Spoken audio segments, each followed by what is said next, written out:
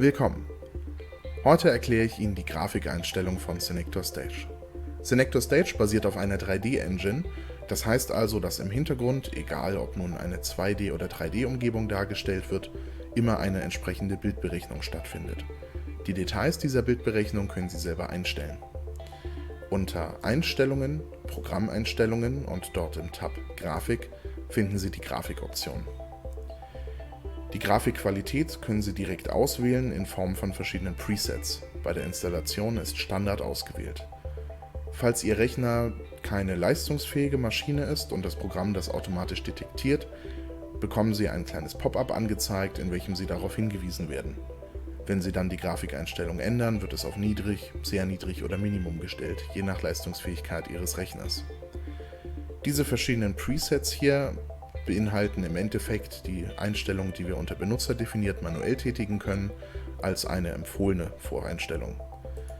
Zum Beispiel, keine Sorge, das sieht gleich ganz komisch aus, wenn ich hier auf Minimum gehe, ist alles entsprechend so weit runtergedreht. Damit läuft das Ganze sehr performant und Sie können auf jeden Fall damit arbeiten. Ein Video in der Qualität würde ich Ihnen allerdings nicht empfehlen. Sie können auch ins andere Extrem gehen, Ultra. Dann sieht alles natürlich richtig schön aus, allerdings zwingt das einen schwächeren Rechner potenziell in die Knie. Wenn Sie eine entsprechende Arbeitsstation haben, wie ich hier zum Beispiel gerade verwende, ist das alles kein Problem. Gehen wir mal auf die Bedeutung der einzelnen Einstellungen ein. Unter Benutzer definiert können Sie diese manuell anpassen. Die interne Bildauflösung ist ein Multiplikator, welcher auf die tatsächliche berechnete Auflösung angewandt wird. Alles unter 100% ist einfacher zu berechnen, macht aber das Bild am Ende unscharf.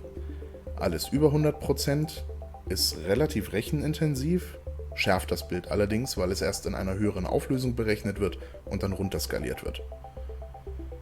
Die nächste Option, Echtzeitreflexion, gibt an, wie genau Reflexionen berechnet werden. SSR, die Technik, die dahinter liegt, funktioniert stochastisch. Das heißt, da werden Samples in den Raum geschossen, um zu gucken, was denn reflektiert wird. Wenn diese Sample-Zahl zu niedrig gewählt wird, rauscht das Bild ein bisschen.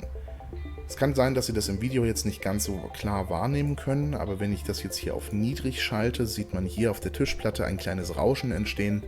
Es kann sein, dass es gerade aber vom Videocodec geschluckt wird. Wenn ich es ausschalte, sehen Sie es auf jeden Fall sofort, weil hier sämtliche Reflexion, die sonst irgendwie in der Umgebung stattfindet, komplett ausgestellt wird. Hier zum Beispiel können Sie die Säule sehen, die reflektiert wird. Das ist immer ein ganz gutes Beispiel hier oben. Der nächste Punkt, die Schattenauflösung, gibt an, wie genau Schatten berechnet werden, welche von einer Lichtquelle entstehen. Einige Lichtquellen, die entsprechend eingestellt sind, können nämlich solche Schattenwürfe erzeugen. Hier oben sehen Sie es leicht angedeutet, diese Schräge, aber auch ansonsten generell gibt es hier Schattierung im Raum.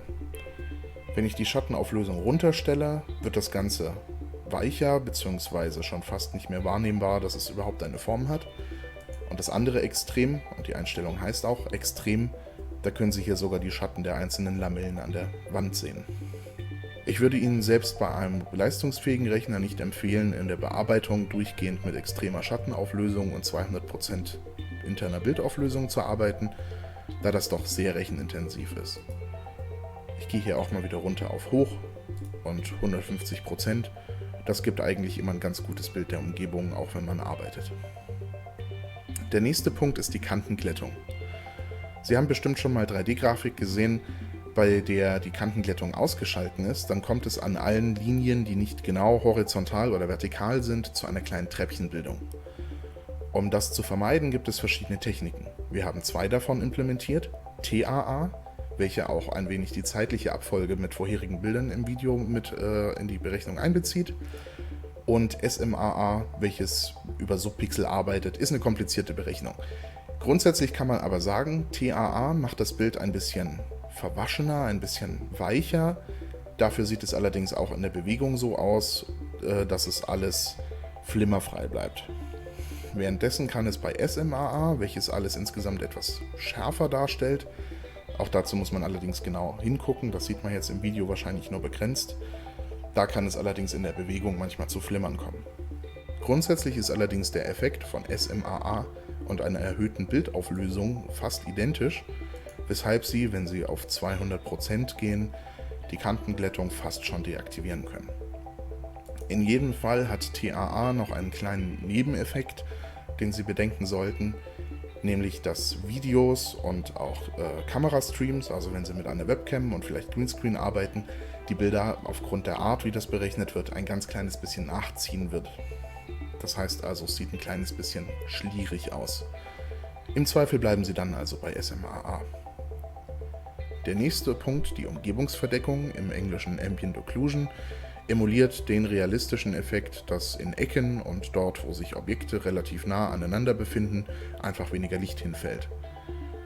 Mit dem Punkt hier können Sie das entweder deaktivieren, dann sehen Sie sofort, der Raum sieht dann plötzlich vollkommen unrealistisch aus, oder ansonsten festlegen, wie genau das Ganze berechnet wird.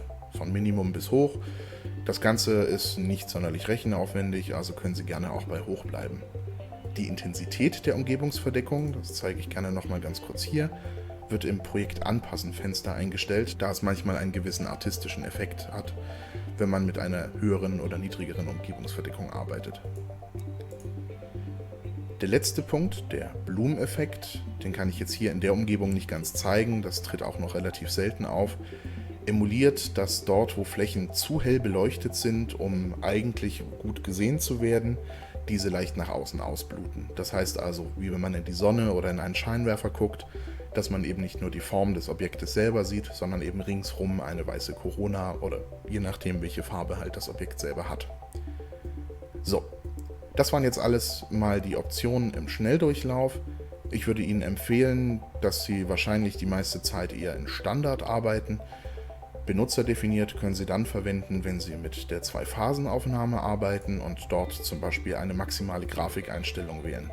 Wie das funktioniert, zeige ich Ihnen aber nochmal im Tutorial für das Ausspielen.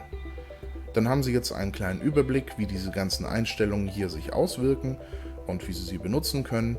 Und dann wünsche ich viel Spaß beim Basteln. Tschüss!